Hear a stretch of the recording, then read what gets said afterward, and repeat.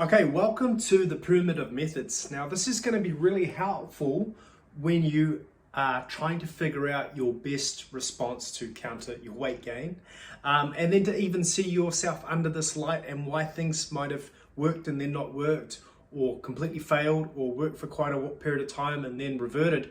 We're going to look at motivation and what really you're trying to tackle. So the very first top layer, which is where probably 90% of society's effort spent on, is actually probably these first two top layers. But the first one is just general image. And that is how someone projects themselves out into the world, right? That's a huge focus and area for people. What do people do to improve that? What are the associations? Well, there's many, but we'll just name a few because we're focused on the body today. But for instance, they may get a haircut or change their hairstyle, right? They may change their lifestyle. They might get a new apartment,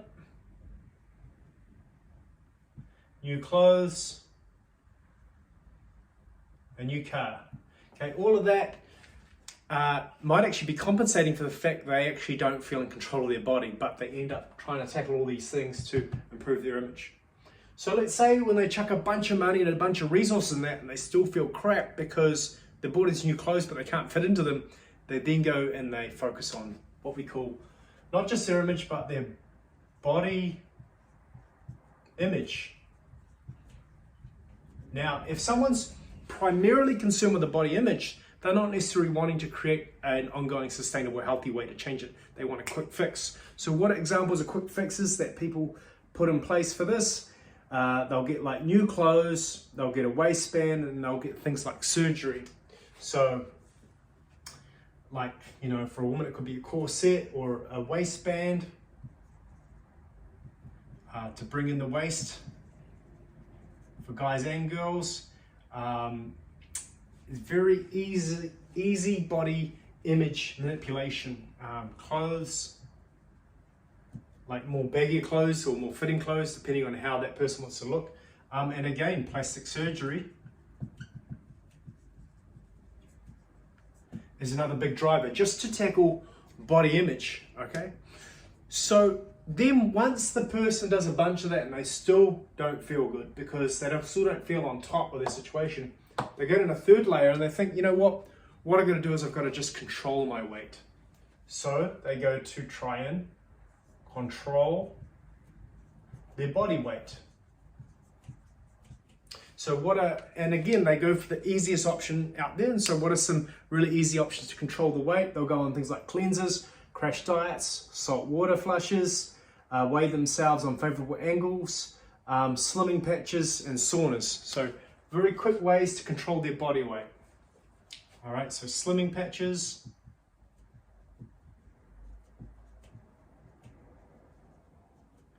saunas, crash diets. Okay, these are all examples of when someone's just trying to control their weight. It's what they do. So let's say they've tried to control their weight by doing those things and they haven't worked. Well, they haven't worked sustainably. They might have worked for a week or two or a month and then they've gone, this isn't really working. I know what I'm going to do is I just got to exercise. If I exercise like those really athletic people, guess what? I'm going to get into shape. So the next layer that people look at is they try and control exercise. And so what do? They throw them all into the gym. So 2-hour cardio sessions. They go for 100 plus push-ups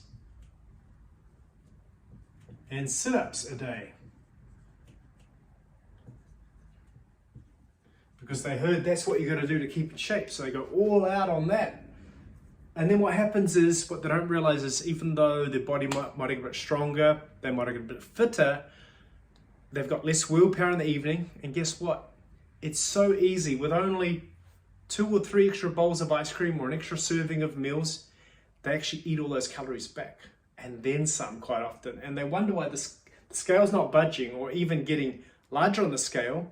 And they're getting more frustrated because They've tackled the image that didn't work, they've tackled the body image that didn't work, they've tried to control their weight that didn't work. Now they've gone and they've just done a bunch of exercise, so willpower's gone up to 90%. And they put all this effort in, put all these hours in, and still they've not got the weight off. So then we go to the next layer down, and then they go, aha, I've been finally told I've just got to control my calories. So here they go in and they go and try and control their calories, right? But what do they run into? The most common mistake straight away? Well, they go straight into things like the Twinkie diet, intermittent fasting, Weight Watchers, the fast food Western diet, or keto, paleo, Atkins. And basically they go into these crazy diets to control their calories, but a lot of it's guesswork, a lot of it they don't know what the right foods are to eat. They're just throwing a million things at it. Either they've got no idea how to calculate the calories and they're underestimating them. So they should be eating at 25, but they're underestimating them. Okay, in which case they're still gaining weight or they're still maintaining, even though they think they're tracking. They don't know how to track yet, so maybe they should be eating at 2,000 to be in a deficit, but actually they're still eating 2,800. So even if you just do every meal, you underestimate by 100, 200 calories. If you're eating 4 times a day, that could be up to 400 to 800 calories on top of what you think you're at. So that alone will completely cancel out your deficit, plus then some. And then, or they could be overestimating, or instead of that, they could be shooting too low, so underdoing the calories and going into starvation mode where their whole metabolism shuts down, right? So these are some common mistakes people go, and then they get really frustrated. So then they have to go to the next level down and they start measuring accurately. Now they're still not necessarily eating whole foods at this point, but they at least are starting to get results because they can use MyFitnessPal.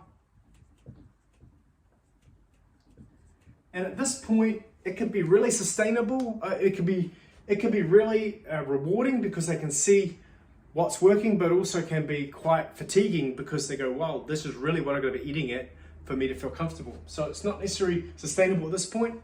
And so we go a whole level down, which is being able to control your hunger and satiation levels at energy maintenance and getting your hormones regulated. So here we go, controlling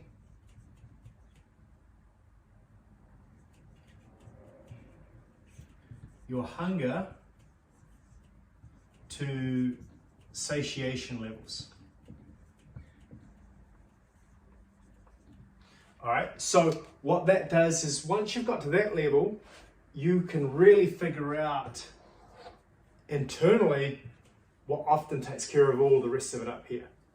So in the next video, we're going to look at whole sustainable foods, intuitive eating, mastering all those, but that's really to do with being able to control your ghrelin and leptin, which are your hormones that signal satiation and hunger.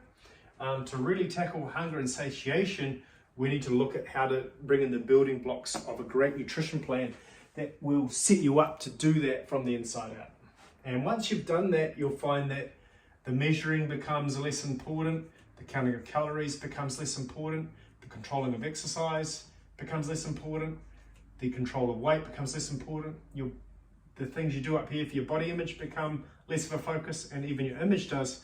So what you'll notice is the whole thing actually can get taken care of when you feel like you can control your hunger and satiation levels. And on the next video, we're going to look at the 3 windows of health, or the 3 doors to health, and how you can get through each one, and each one's important in order to obtain ultimately what you want to do up here.